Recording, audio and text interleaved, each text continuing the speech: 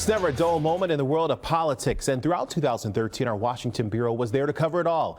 ABC 12 is the only locals TV station in mid-Michigan with a dedicated team of reporters in our nation's capital. And tonight, Washington bureau chief Jacqueline Policastro takes a look back at some of their biggest stories of the year.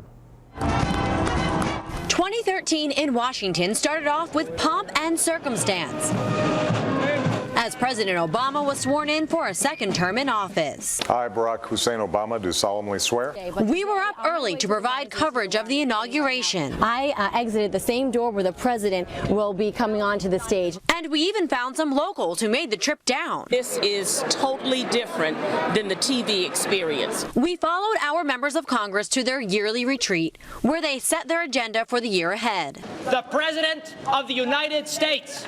The State of the Union is one of the biggest political events every year, and our local lawmakers made the time to talk to us about what they thought of the president's speech. There was plenty of breaking news. Members of Congress finally voted to reopen the government and raise the debt ceiling. Several developments on the Syria front today. There's been a steady stream of people braving the D.C. heat to come by the Supreme Court today, where this huge decision was handed down.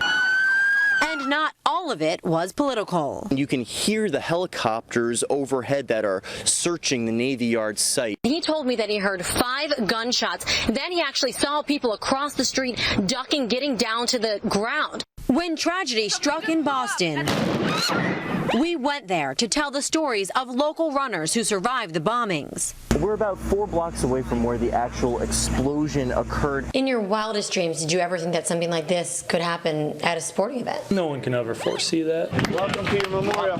Back in Washington, there were lighter moments as we got to meet local people, like the World War II veterans from Ohio who entered the closed memorial during the government shutdown. A lot of my friends didn't live to make this, and I'm very happy to be here. And the quadruple amputee Army Staff Sergeant from Michigan, who was finally discharged from Walter Reed. It's just attributed, to all the people here that are great and help me.